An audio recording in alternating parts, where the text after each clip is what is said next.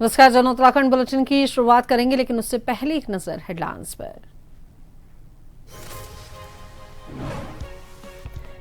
CM Dhami Delhi में केंद्रीय मंत्री गडकरी की अध्यक्षता में सड़क नेटवर्क विस्तार पर बड़ा फैसला। 7,000 करोड़ पर बनी सहमति। कुंभ से पहले उत्तराखंड में सड़क संपर्क होगा मजबूत।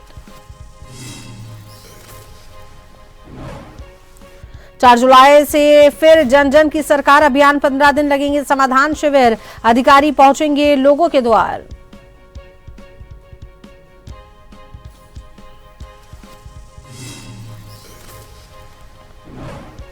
कल से खत्म हो जाएगा उत्तराखंड मदरसा बोर्ड। राज्य बोर्ड का पाठ्यक्रम पढ़ेंगे छात्र। अल्पसंख्यक शिक्षा प्राधिकरण संभालेगी जिम्मेदारी।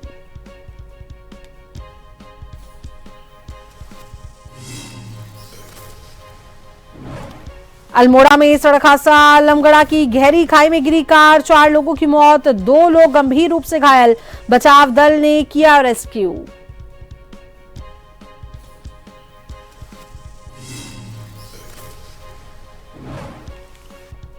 उत्तराखंड में मानसून की एंट्री। देहरादून में तेज बारिश। 3 के लिए भारी बारिश की चेतावनी।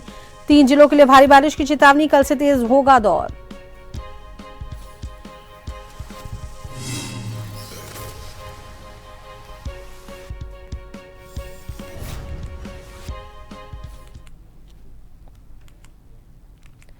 उत्तराखंड के मुख्यमंत्री पुष्कर सिंह धामी का दिल्ली दौरा रहा। नई दिल्ली में केंद्रीय सड़क परिवहन एवं राजमार्ग मंत्री नितिन गडकरी की अध्यक्षता में आयोजित बैठक में उत्तराखंड की लगभग 7,000 करोड़ लागत वाली विभिन्न महत्वपूर्ण सड़क परियोजनाओं पर सहमति बनी। बैठक में एनएचओ के अंतर्गत 5 प्रमुख सड़क परियोजनाओं, राष्ट्रीय राजमार्गों के इस पर मार्गों के माध्यम से संपर्क विस्तार सहित अन्य प्रस्तावों को मंजूरी देने पर सहमति बनी है। और ये जो परियोजनाएं हैं, हरिद्वार में प्रस्तावित कुंभ 2027 के दौरान श्रद्धालुओं की सुगम आवाजाही, सड़क संपर्क, पर्यटन, सामरिक महत्व वाले क्षेत्रों और दूरस्थ इलाके के विकास को नई गति देंगी। बैठक में केंद्रीय राज्य मंत्री अजय टम्टा भी मौजूद रहे। विभिन्न परियोजनाओं पर सकारात्मक आश्वासन के लिए केंद्रीय मंत्री का आभार व्यक्त किया गया।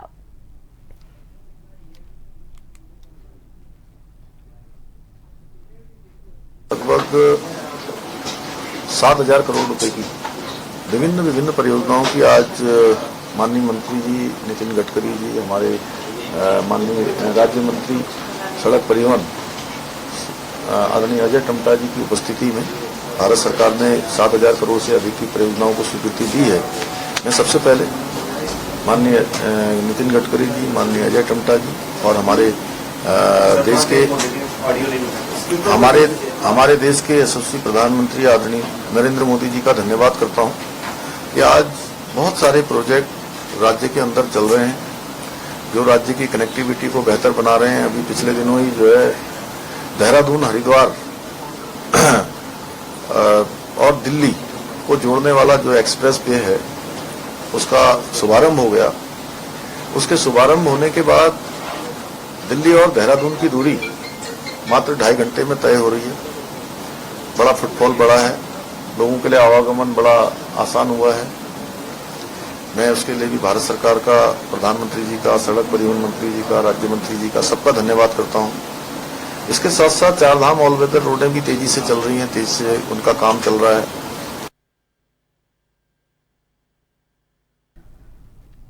उत्तराखंड में बुधवार 1 जुलाई 2026 से मदरसा शिक्षा व्यवस्था में बड़ा बदलाव लागू होने जा रहा है। राज्य में अब मदरसा बोर्ड का अध्याय समाप्त हो जाएगा और उसकी जगह अल्पसंख्यक शिक्षा प्राधिकरण काम करेगा। नई व्यवस्था के तहत मदरसों को अल्पसंख्यक शिक्षा प्राधिकरण से मान्यता लेनी होगी। यहां पढ़ने वाले छात्रों को उत्तराखंड विद्यालयी शिक्षा परिषद का पाठ्यक्रम पढ़ाया जाएगा। वहीं धार्मिक शिक्षा पहले की तरह जारी रहेगी, लेकिन इसे नियमित स्कूल समय के बाद अलग से संचालित किया जाएगा, जबकि औपचारिक पढ़ाई पूरी तरीके से राज्य बोर्ड के पाठ्यक्रम के अनुसार होगी। पूर्व मदरसा बोर्ड अध्यक्ष शमून कासमी का यह कहना है कि इस बदलाव से मदरसों के विद्यार्थियों को भी अन्य स्कूलों के छात्रों की तरह मान्यता प्राप्त शिक्षा मिलेगी और वे उच्च शिक्षा, प्रतियोगी परीक्षाओं व सरकारी नौकरियों में बेहतर अवसर हासिल कर सकेंगे।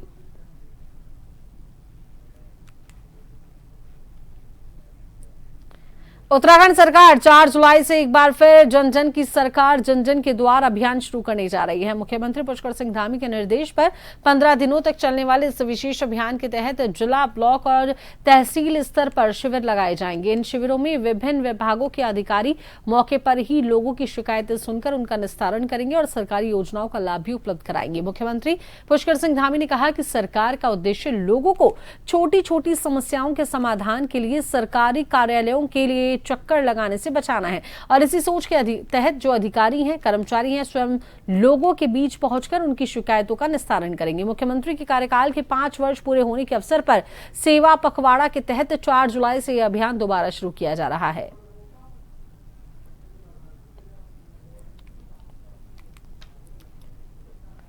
सतर्कता विभाग सेक्टर हल्द्वानी की ट्रैप टीम ने बड़ी कार्रवाई करते हुए जसपुर ब्लॉक के कनिष्ठ अभियंता विवेक कुमार को 20,000 रुपए की रिश्वत लेते रंगे हाथों गिरफ्तार किया है। कार्रवाई कुंडा काशीपुर क्षेत्र में की गई। सतर्कता अधिष्ठान के अनुसार एक पंजीकृत ठेकेदार ने टोल फ्री हेल्पलाइन 1064 पर शिकायत दर्ज कराई थी। शिकायत में यह आरोप लगाया गया था कि ब्लॉक जसपुर में वाटर कूलर लगाने के कार्य के भुगतान के एवज में कनिष्ठ अभियंता विवेक कुमार ने 20,000 रुपए तथा ग्राम पंचायत विकास अधिकारी दीपक सागर ने 12,000 रुपए की रिश्वत की मांग की थी। शिकायत के सत्यापन के बाद पुलिस अधीक्षक सतर्कता हल्द्वानी के निर्देशन में ट्रैप टीम का गठन किया गया और टीम ने नियमानुसार कार्रवाई करते हुए विवेक कुमार को शिकायतकर्ता से 20,000 रुपए की रिश्वत लेते रंगे हाथों गिरफ्तार कर लिया।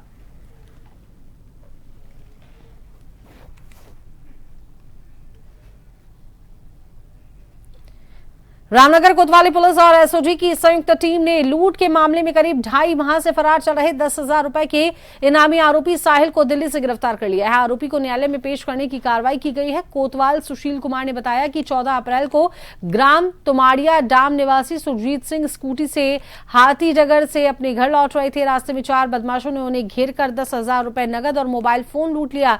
घटना के बाद पुलिस ने मुकदमा दर्ज कर जांच शुरू कर दी है। मामले में पुलिस पहले ही 3 आरोपियों जिसमें आयुष, अनिल और प्रिंस को गिरफ्तार कर जेल भेज चुकी है, जबकि जो चौथा आरोपी है साहिल घटना के बाद लगातार फरार चल रहा था। उसकी गिरफ्तारी के लिए कई स्थानों पर दबिश दी गई, लेकिन वह पुलिस की पकड़ से बाहर था।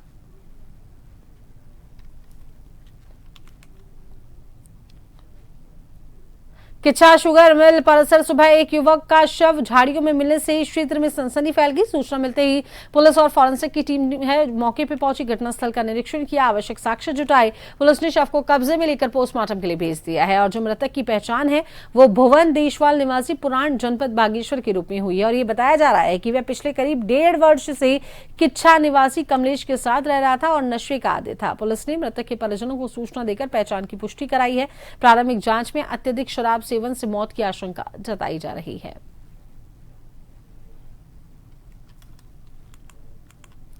नैनीताल की विश्व प्रसिद्ध नैनी झील इन दिनों लाशों के निकलने के कारण चर्चाओं में है। बीते शुक्रवार को मनीष साहा का शव झील के पाषाण देवी मंदिर क्षेत्र की झील से बरामद हुआ था, जबकि अगले दिन शनिवार को ऑल सेंट्स कॉलेज के 48 वर्षीय सफाई कर्मचारी महेंद्र चौहान का शव एनसीसी ट्रेनिंग सेंटर के समीप झील में उतरता हुआ दिखाई दिया था। तो वहीं सोमवार को भी नशे में चूर नेपाली युवक लोकेश ने झील में कूदकर अपनी जिंदगी समाप्त करने का प्रयास किया था, जिसे शहर के एक युवक ने झील से निकालकर नाकाम कर दिया। आज राहगीरों की सूचना के बाद तल्लीताल पुलिस मौके पर पहुंची, शव को झील से बाहर निकाला गया। बताया जा रहा है कि शव सेट नंबर निवासी 28 वर्षीय प्रकाश का है, जिसकी बीते दिनों गुमशुदगी की रिपोर्ट लिखी गई थी।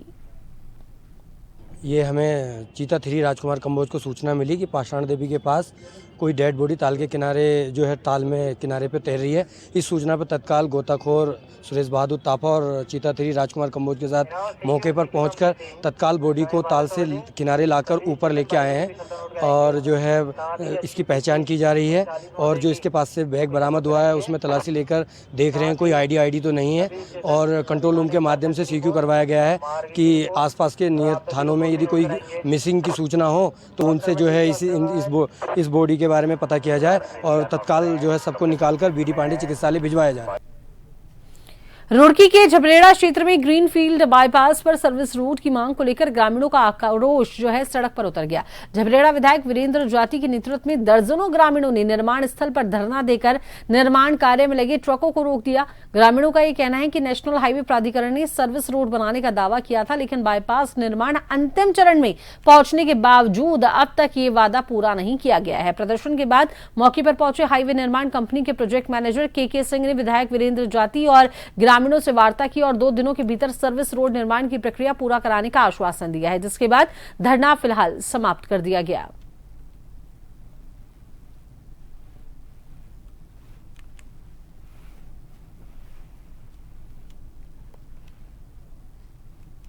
हरजोली, अकबरपुर कई गांव का रास्ता है और पीछे झबरेड़ा होकर निकल जाता है। हीरा हेड़ी के होते हुए यहाँ जो यहाँ नेशनल हाईवे का काम चल रहा है, नेशनल हाईवे का कंस्ट्रक्शन का काम चल रहा है, तो पहले रास्ता बिल्कुल सीधा नेशनल हाईवे को क्रॉस करते जाता था। अब एक अल्टरनेटिव रास्ते के तौर पर नेशनल हाईवे वालों ने कहा कि साहब हमें असुविधा हो रही है, तो हम बराबर से एक रास्ता बना देते हैं। तकरीबन उन्होंने एक अल्टरनेटिव रास्ता लगभग 1.5 साल पहले बना दिया और कहा कि साहब हम आपको आवागमन की सुविधा के लिए बहुत अच्छा रास्ता देंगे। लेकिन 1.5 साल से काफी समय से इसमें ये पत्थर और हमारा रास्ता था मेन पहला, वो इन्होंने बंद करके हमें रास्ता बरोबर में दिया था और बरोबर में देगा। उस पर विधायक जी भी आए थे उस टाइम, तो इन्होंने वादा किया था कि इससे जो हमारा हाईवे है इससे पहले ही आपकी रोड तैयार करके देंगे। उसमें कुछ नहीं किया, 2 साल हो गए, 1.5 साल। फिर 10 दिन पहले इकट्ठे हुए ट्रक रोक के सारी गाड़ी गाँव वाले, फिर इन्होंने 22 तारीख का टाइम दे दिया और 22 तारीख में हम काम चालू कर देंगे और इसी महीने में कंप्लीट करके दे देंगे। 22 तारीख से आज 28 तारीख होगी, यहाँ एक जेसीबी का पंजा तलक नहीं लगा।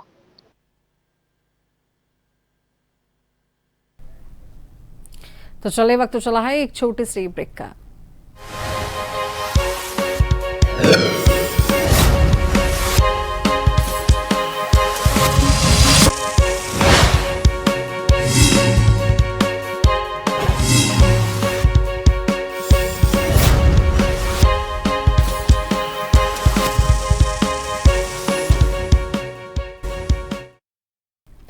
मौसम की बदले पैटर्न और जलवायु परिवर्तन के चलते इस साल भी गर्मी का असर बीते साल की तरह कम रहा। कुछ एक दिनों को छोड़ दें तो मैदानी इलाकों का जो अधिकतम तापमान वो सामान्य के आसपास ही दर्ज किया गया। देखिए ये रिपोर्ट। जब आपदा आती है तो तैयारी से बहुत फर्क पड़ सकता है। इसे ध्यान में रखते हुए उत्तराखंड अपनी आपातकालीन प्रतिक्रिया क्षमताओं को मजबूत कर रहा है, क्योंकि राज्य पर मानसून के बादल मंडरा रहे हैं।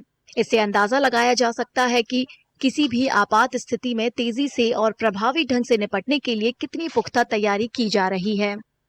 देहरादून में उत्तराखंड राज्य आपदा प्रबंधन प्राधिकरण ने मानसून के सीजन के लिए राज्य की तैयारियों का आकलन करने के लिए टेबल टॉप अभ्यास आयोजित किया।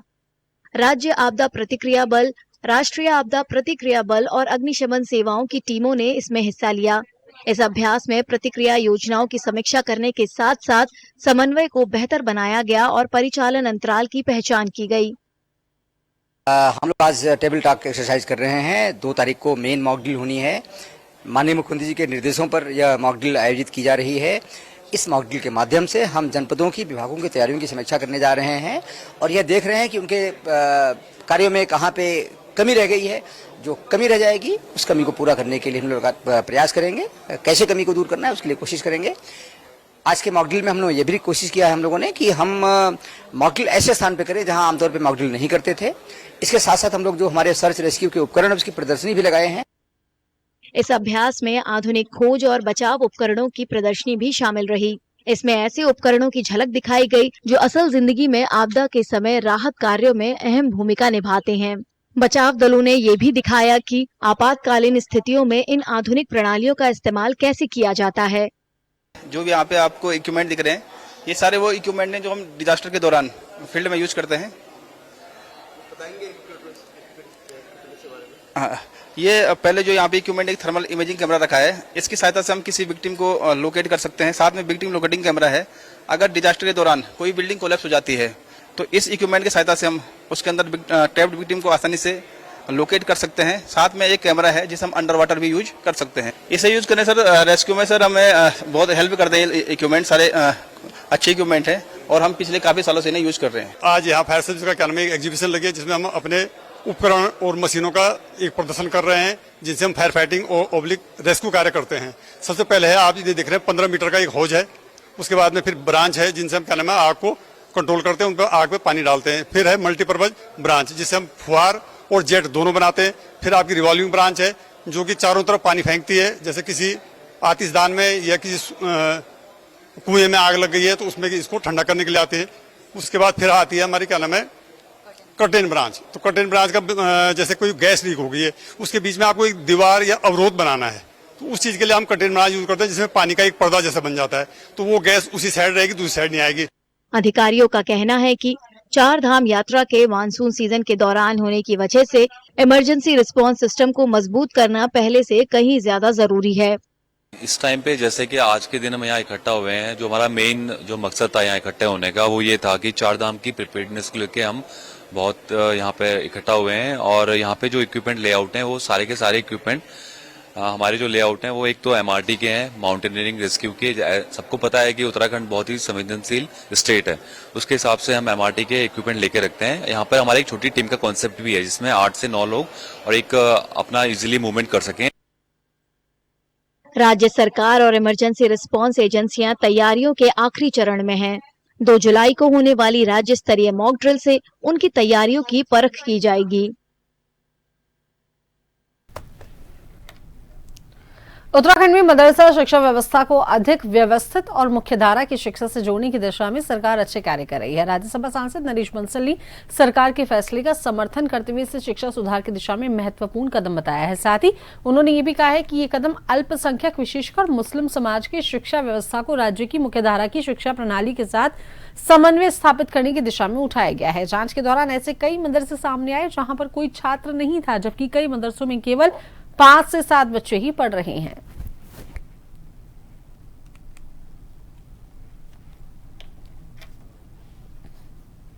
ये अच्छा है। अल्पसंख्यक विशेष रूप से मुसलमानों की जो शिक्षा व्यवस्था थी उसको बाकी की शिक्षा व्यवस्था के साथ समन्वय की दृष्टि से ये एक अच्छा कदम है। अभी तक अनेक मदरसे ऐसे थे जो मदरसे थे उनमें कोई पढ़ने वाला नहीं था, 30-40 की संख्या ऐसी निकल कर आई है। ऐसे भी मदरसे अनेक जिसमें 5-7 बच्चे ही हैं।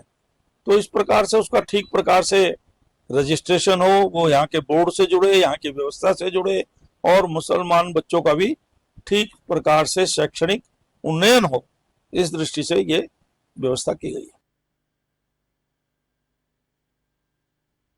रानीखेत में आयोजित प्रेस वार्ता में उत्तराखंड श्रम संविदा बोर्ड के अध्यक्ष और भाजपा नेता कैलाश पंत ने कहा कि वे लगातार विधानसभा क्षेत्र में जनसंपर्क कर लोगों की समस्याएं सुन रहे हैं। उन्होंने ये दावा किया है कि क्षेत्र की जनता, युवा, महिलाएं और बुजुर्ग चाहते हैं कि भाजपा उन्हें 2027 विधानसभा चुनाव में रानीखेत से उम्मीदवार बनाए।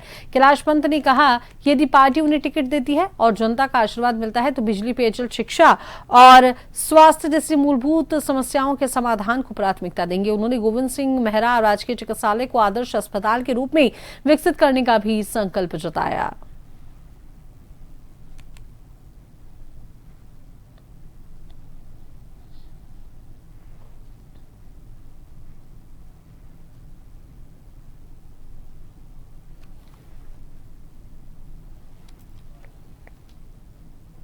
कैलाश पंत को टिकट मिलना चाहिए, ये मैं नहीं कह रहा हूँ, ये जनता कह रही है। आप अपना सर्वे भी कीजिए चैनल के माध्यम से, और निश्चित तौर पर भारतीय जनता पार्टी मुझे टिकट देती है तो जनता के समर्थन से। देखो, मैं एक पूर्णकालिक भाजपा का कार्यकर्ता हूँ और यदि जनता मेरे को जो है अपना आशीर्वाद देती है तो मैं निश्चित तौर पर जो क्षेत्र की समस्याएं, जो छोटी समस्याएं, कहीं बिजली की समस्या है, कहीं पानी की समस्या है, कहीं विद्यालय की समस्या है, कहीं अस्पताल की समस्या है, युवाओं की समस्या है, मैं इन सभी समस्याओं का जो है बिल्कुल ऐसा निस्तारण करूंगा कि जनता को लगेगा कि आज हमारा वोट एक सही प्रत्याशी को हमने दिया।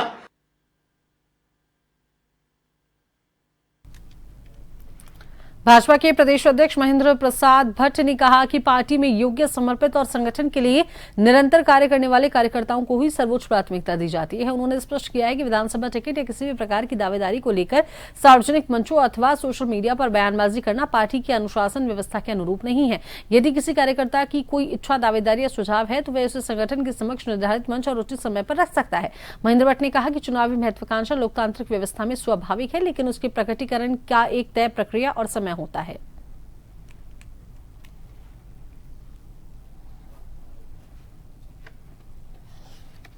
टिकट की दावेदारी की एक प्रक्रिया है, उस प्रक्रिया को ही सबको अपनाना है। आज के सोशल मीडिया के युग में हर व्यक्ति अपनी दावेदारी सोशल मीडिया के माध्यम से करेगा, तो पार्टी में अनुशासनहीनता की दायरे में उसको हम लोग ले रहे हैं। इसलिए मैंने कल इस बात का स्पष्ट रूप से विज्ञप्ति जारी करके बयान जारी किया है, और जिनको भी दावेदारी व्यक्त करनी है वो जिलाध्यक्षों बारे में जिलाध्यक्षों के सामने प्रस्तुत करें। प्रदेश की जो हमारी टीम है, अध्यक्ष है, महामंत्री, हमारा की बात को रखे, लेकिन सोशल मीडिया के माध्यम से कोई व्यक्ति दावेदारी व्यक्त नहीं करेगा, ना सोशल मीडिया में कोई अपने को दावेदार बताएगा।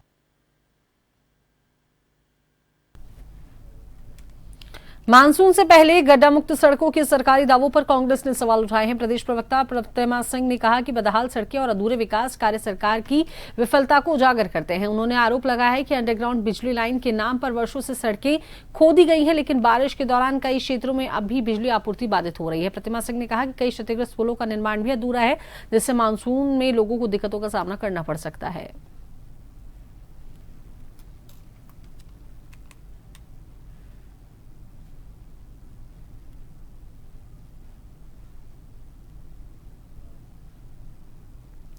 देखिए, कांग्रेस तो बिल्कुल सरकार की विफलता के नजरिए से देखेगी, और आपने जिस पाइपलाइन की बात करी उसका उदाहरण है, आपको एक प्रत्यक्ष बताऊं कि पिछले 4.5 सालों से ड्रामा चल रहा है कि जो इलेक्ट्रिसिटी लाइन है वो अंडरग्राउंड होंगी और उनको नीचे बिछाया जाएगा। उसके नाम पर हर गली की सड़कें जो है खोद डाली गई, लेकिन 2 घंटे की बारिश में जैसे ही बारिश शुरू होती है लाइट चली जाती है हर क्षेत्र में, हर गलियों में।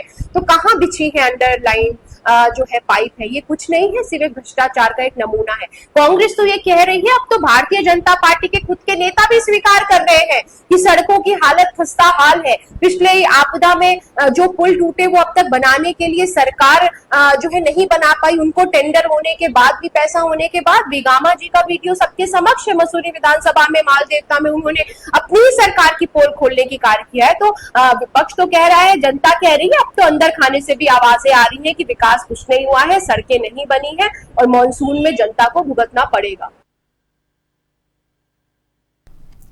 उत्तराखंड में वक्फ बोर्ड के नए नियमों का उद्देश्य वक्फ संपत्तियों के प्रबंधन में पारदर्शिता, जवाबदेही बढ़ाना है। शादाब शम्स उत्तराखंड वक्फ बोर्ड के अध्यक्ष ने कहा कि प्रावधानों के तहत वक्फ संपत्तियों का डिजिटल रिकॉर्ड तैयार किया जा रहा है। अवैध कब्जों की पहचान और कार्रवाई पर जोर दिया गया है तथा रिकॉर्ड का सत्यापन अनिवार्य किया गया है। शादाब शम्स का कहना है कि इसका उद्देश्य अल्पसंख्यक शिक्षा संस्थानों को एक समान नियामक ढांचे में लाना और शिक्षा की गुणवत्ता में सुधार करना है।